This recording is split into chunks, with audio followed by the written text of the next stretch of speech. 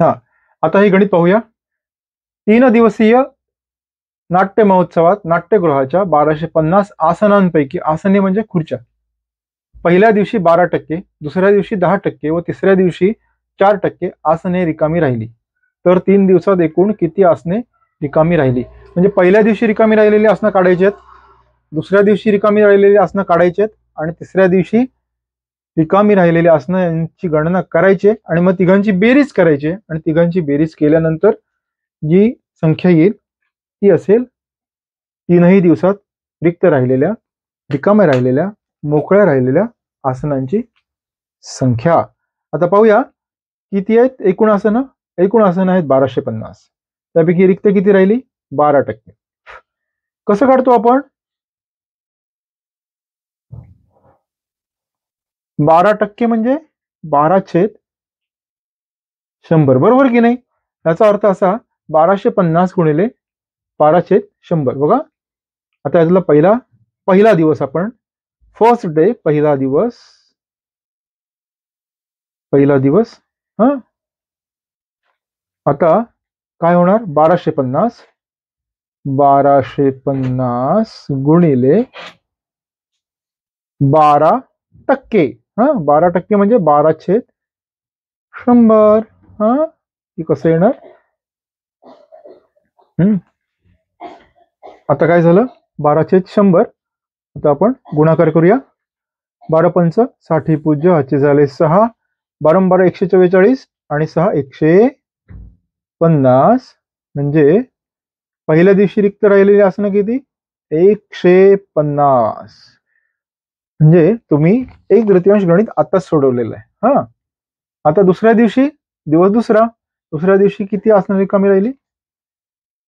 दुसरा दिवस. हे तर अगदी सोपं आहे. मूळ आसनांची संख्या किती राहणार? 1250 तेवढीच राहील. 10%, एक सोपी गोष्ट आहे. एखाद्या गोष्टीची 10% म्हणजे सरळ 10ने भागायचं. 1250 गुणिले 10% होतं, करून बघूया. 10/100. 1250 भागिले 10 म्हणजे किती येईल? 125. म्हणजे पहिल्या दिवशी 150 आणि दुसऱ्या दिवशी 125 आसनं रिक्त राहिलेली आहेत. आता तिसऱ्या दिवशी किती राहिलेत? 4% आसनं रिक्त राहिलेली आहेत. दिवस तिसरा.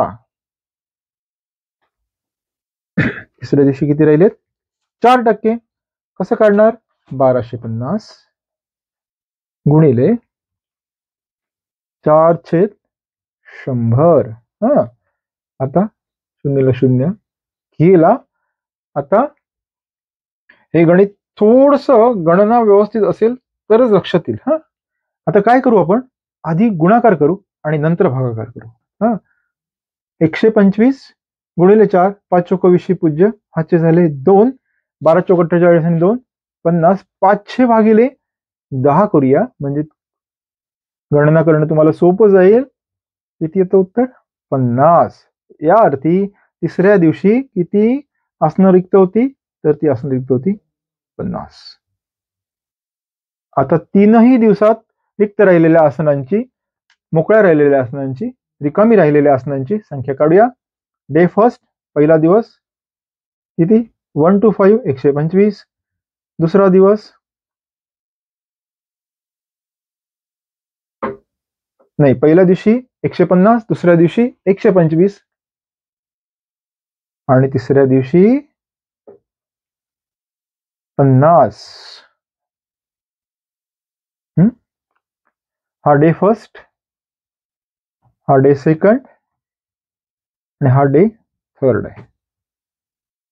आता यांची आपण बेरीज करूया, आणि बेरीज केली असता किती होतं? 150 अधिक 50 200, 200 अधिक 125, उत्तर येतं 325. आणि पूर्व माध्यमिक शिष्यवृत्ती परीक्षा 5वी फेब्रुवारी 2024 संच सी मध्ये आलेलं हे गणित आहे, आणि याचं उत्तर आहे 325.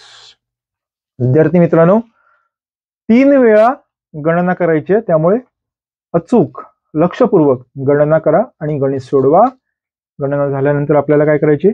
बेरीज करून आसनं काढायची आहेत.